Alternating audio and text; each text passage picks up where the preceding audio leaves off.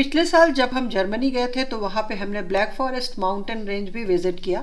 जी हाँ, ये वही ब्लैक फॉरेस्ट है जहाँ पे ब्लैक फॉरेस्ट केक ओरिजिनेट हुआ और जहाँ का कुकू क्लॉक बहुत फेमस है। यहाँ पे हमने एक डेजर्ट खाई जिसका नाम था एप्पल स्ट्रूडल। इसमें एप्पल को एक पेस्ट्री के साथ बेक करके एक क्रिस्पी बेस तैयार किया जाता है और इसे कस्टर्ड के साथ सर्व करते हैं। तो ये है ब्लैक फॉरेस्ट की कुछ पिक्चर्स और यहाँ पे हूँ मैं। ये जो पीछे आप देख रहे हैं ये है कुकू क्लॉक का एक बड़ा मॉडल और ये है हमारी फैमिली जो हम लोग गए थे जर्मनी विजिट किया था। और ये है एप्पल स्ट्रूडल जिसे हमें कस्टर्ड के साथ सर्व किया गया है। इसे आइसक्रीम के साथ भी सर्व करते हैं। तो आज हम बनाएंगे एप्पल क्रम्बल जिसका बेस बिल्कुल ऐसा ही क्रिस्पी होगा लेकिन बिना पेस्ट्री तैयार करने के झंझट के। तो यहाँ पे हमने 2 सेव लिए हैं, करीब 350 ग्राम के सेव हैं ये। इन्हें हमें छील लेना है और छील करके हमें ये देखना है कि इसमें कोई दाग ना रहे। जैसे कभी कभी सेव दब जाता है, थोड़े दाग बन जाते हैं, तो उसे भी हटा लेना है, यानी कि इसे बिल्कुल चिकना कर लेना है छील करके और वाइट कर लेना है। तो एक एप्पल हमने छील लिया है, दूसरा भी छील लेती हूँ। ये देखिए इस तरह से इसे छीलना है। बहुत ही सिंपल सी रेसिपी है ये। बस अवन का थोड़ा काम होता है इसमें, बल्कि थोड़ा क्या उसका ही काम होता है। तो यहाँ हमने दोनों एप्पल छील लिए हैं। अब इन दोनों एप्पल को हमें काटना है। तो एप्पल को हम बीज से पहले काट लेंगे, फिर इसके दोबारा टुकड़े कर लेंगे और इसका बीज का पोर्शन हम निकाल लेंगे। इसके बाद इसके हमें स्लाइसेस करने हैं। तो आप देख सकते हैं किस तरह से मैं स्लाइस कर रही हूँ। स्लाइस बहुत मोटा ना हो और बहुत पतला भी ना हो। मैं आपको दिखलाती हूँ। देखिए इस तरह से इसके स्लाइसेस कर लेने हैं। तो सभी एप्पल के इसी तरह से स्लाइस कर लेने हैं बीज हटाने के बाद। ये देखिए, तो मैं अभी सभी एप्पल के स्लाइस कर लेती हूँ और फिर आपके सामने आती हूँ इन सभी को काटने के बाद। तो यहाँ देखिए हमारे एप्पल के स्लाइसेस बन गए हैं। तो अब हम आगे का काम करते हैं। आप स्लाइस की मोटाई देख सकते हैं कैसी है। बहुत ज़्यादा मोटा नहीं रखना है, बहुत ज़्यादा पतला भी नहीं करना है। तो अब हम इसमें मिलाएंगे कुछ चीज़ें। तो सबसे पहले मैं मिला रही हूँ 1 टीस्पून सिनेमन पाउडर यानी कि दालचीनी का पाउडर, और साथ साथ हम मिलाएंगे 3 टेबलस्पून पिसी हुई चीनी।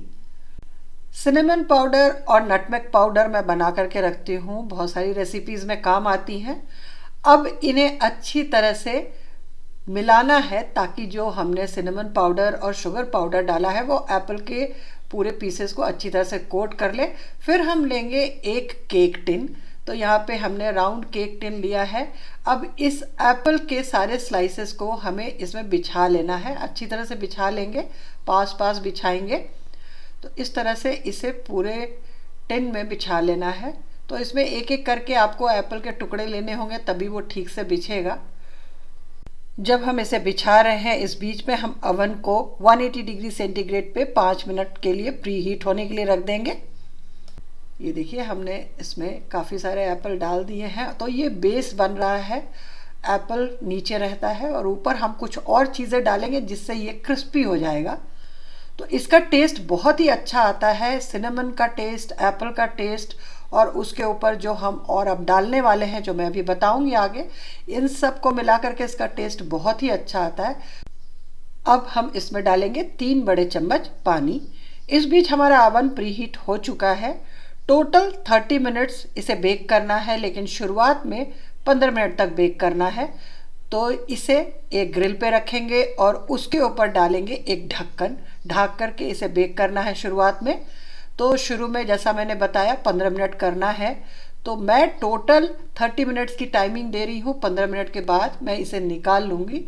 तो अभी इसे बेक होने देते हैं और इस बीच हम कुछ और काम करते हैं। जब तक ये बेक हो रहा है तब तक हम इसके ऊपर का लेयर तैयार करेंगे। तो ऊपर का लेयर तैयार करने के लिए हम एक बोल में लेंगे 1 बड़ा चम्मच मक्खन। इसमें मिलाएंगे 1/4 कप पिसी हुई चीनी।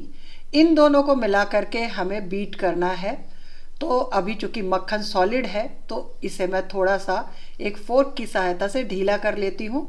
मैंने अमूल बटर लिया है, उसमें थोड़ा सा नमक होता है तो ये मिठास को बैलेंस करता है, इसीलिए मैंने अमूल बटर ही लिया है। आप कोई भी बटर ले सकते हैं, प्लेन भी ले सकते हैं। तो अब ये थोड़ा सा ढीला हो गया है तो अब इसे हमें बीट करना है। बीट करने के लिए हम विस्क का इस्तेमाल करेंगे, क्योंकि इतनी थोड़ी सी चीज़ को हम इलेक्ट्रिक बीटर से नहीं बीट कर सकते, तो एक हैंड विस्क ही लेंगे और उससे हम बीट करके इसे बिल्कुल लाइट और फ्लफ़ी बना लेंगे। यानी कि इसे तब तक बीट करेंगे जब तक कि ये बिल्कुल वाइट नहीं हो जाए, बिल्कुल लाइट नहीं हो जाए। अभी देखिए, अभी मक्खन चूँकि थोड़ा सा सॉलिड है तो ये फंस रहा है विस्क में, लेकिन जैसे जैसे आप बीट करते जाएंगे और ये ढीला होता जाएगा वैसे वैसे ये विस्क में फंसना बंद कर देगा। तो आपको मैं दिखला रही हूँ, फेंटने में करीब 5 से 7 मिनट तो लग ही जाते हैं।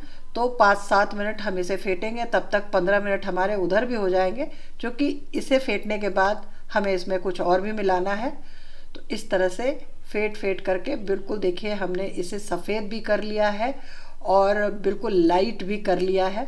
तो एक बार ये चीनी और मक्खन अच्छी तरह से फिट जाए तो हम इसमें मिलाएंगे 75 ग्राम कॉर्नफ्लेक्स। ये सिंपल वाला कॉर्नफ्लेक्स है, लेकिन हम इसे थोड़ा सा क्रम्बल करके यानी कि हाथों से इसका थोड़ा चूरा बना करके मिलाएंगे, इतने बड़े बड़े पीसेस नहीं डालेंगे। तो इसे हाथों से ही थोड़ा सा इस तरह से तोड़ लेंगे और इस चीनी और मक्खन वाले मिक्सचर में इसे मिलाएंगे। यही इस रेसिपी को क्रिस्पीनेस देगा। तो इसे अब अच्छी तरह से मिलाना है ताकि जो हमने मक्खन और चीनी फेंटी थी वो कॉर्नफ्लेक्स के ऊपर लिपट जाए। तो अच्छी तरह से इसे मिक्स कर लेंगे इसी तरह।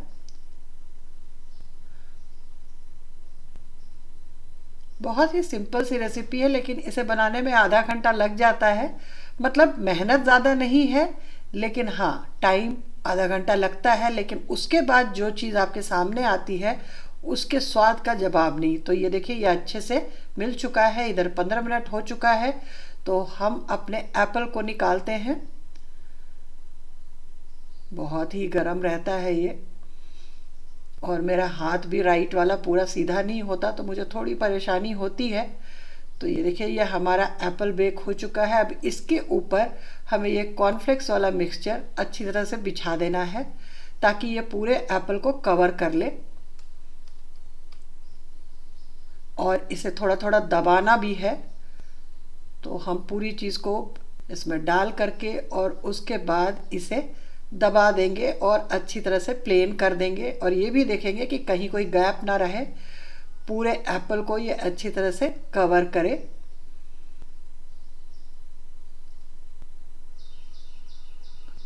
अब ये करने के बाद हमें फिर से इसे 15 मिनट तक बेक करना है। तो अब जो हम बेक करेंगे 15 मिनट तक, तब इसमें ढक्कन नहीं लगाना है, इसे ऐसे ही बेक करना है। तो अगले 15 मिनट हम इसे 180 डिग्री पे ऐसे ही बेक करेंगे बिना ढक्कन लगाए हुए। तो आप देख सकते हैं कि वहाँ पे टाइमर 14:56 पे है। 3-4 सेकंड में कुछ ज़्यादा फ़र्क नहीं पड़ता। तो हम अब इसे फिर से 15 मिनट बेक करने वाले हैं, और 15 मिनट के बाद हम इसे निकाल कर देखेंगे। ये देखिए शुरू हो गया। तो अब हम अवन को खोलते हैं और इसे निकाल करके देखते हैं। इस बीच हमने एक मैट बिछा लिया है इस गरम चीज़ को रखने के लिए। ये देखिए ये तैयार हो गया है हमारा एप्पल क्रम्बल, यानी कि एप्पल स्ट्रूडल का बेस। लग रहा है ना अच्छा देखने में। इसका मक्खन पिघल चुका है, इसकी चीनी पिघल चुकी है, और कॉर्नफ्लेक्स बिल्कुल बटरी और शुगरी हो चुका है।